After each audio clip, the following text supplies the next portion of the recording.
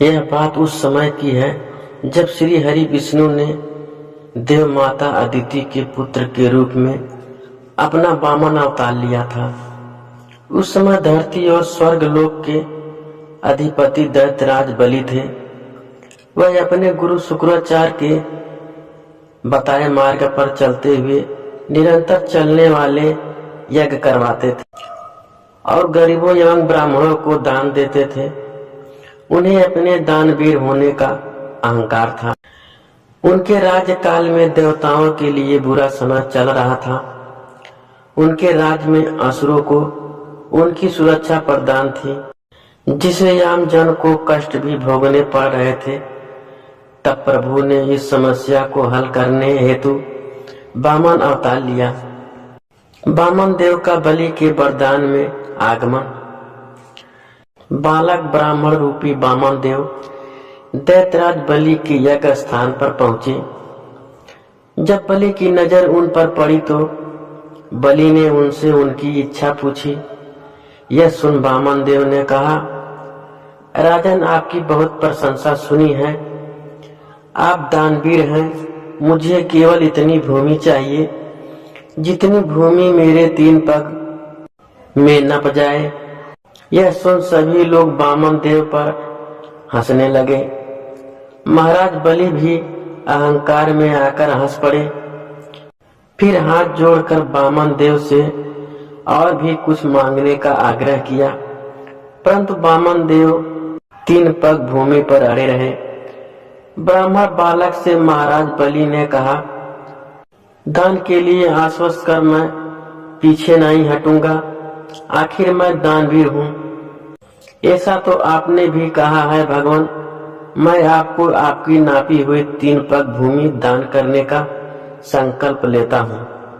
वामन देव का विकल्प रूप। जैसा ही राजा ने संकल्प लिया वैसे ही वामन देव ने विराट रूप धरा। लोग भयभीत होकर इधर उधर भागने लगे।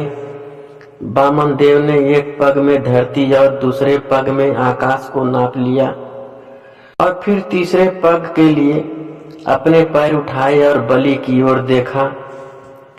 तभी बलि ने हाथ जोड़कर अपने घुटनों पर बैठकर कहा, हे प्रभु, तीसरे पग में आप मुझे नाप लें और मुझ पर भी स्वामित्व स्थापित कर लें। यह रहा मेरा मस्तिष्क आपकी सेवा में। आप मेरे मस्तिष्क पर पग धरें। गंगा की उत्पत्ति। जब प्रभु आकाश को नाप रहे थे तभी उनके पैर का अंगूठा ब्राह्मण से टकराया और वहीं से दिव्य जल बहने लगा, जिससे प्रभु श्री हरि के चरण कमल धुले। वो दिव्य जल की धारा जैसे ही प्रभु के चरण धोकर नीचे की ओर गिरा, तभी ब्रह्मा जी ने उस जल की धारा को अपने कमंडल में धारण कर लिया और यही जल धारा ब्रह्मा जी की पुत्री गंगा कहलाई।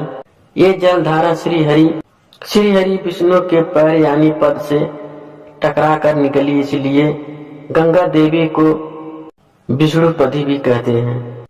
भगीरथ। महाराज भगीरथ की तपस्या से प्रसन्न होकर देवी गंगा के पिता भगवान ब्रह्मा जी ने उन्हें धरती पे अवतरित होने की आज्ञा दी, किंतु देवी गंगा की जलधारा के वेग को सहने की क्षमता धरती में नहीं थी। इसीलिए कैलाशपति प्रभु शिव ने उन्हें अपने जटाओं में धारण किया और इसीलिए देवादिदेव महादेव को गंगाधर भी कहते हैं। महाराज भगीरथ की तपस्या से प्रसन्न होकर उन्होंने अपनी एक जटा खोल देवी गंगा को धरती पर आने दिया। माता गंगा ने धरती पर आकर भगीरथ के पूर्वजों को मुक्ति दी और माता गंगा की सकारात्मक ऊर्जा से पूरे अमृत तुल्य जलधारा मनुष्यों के लिए कल्याणमय सिद्ध हुई। माता गंगा को देव नदी भी कहते हैं।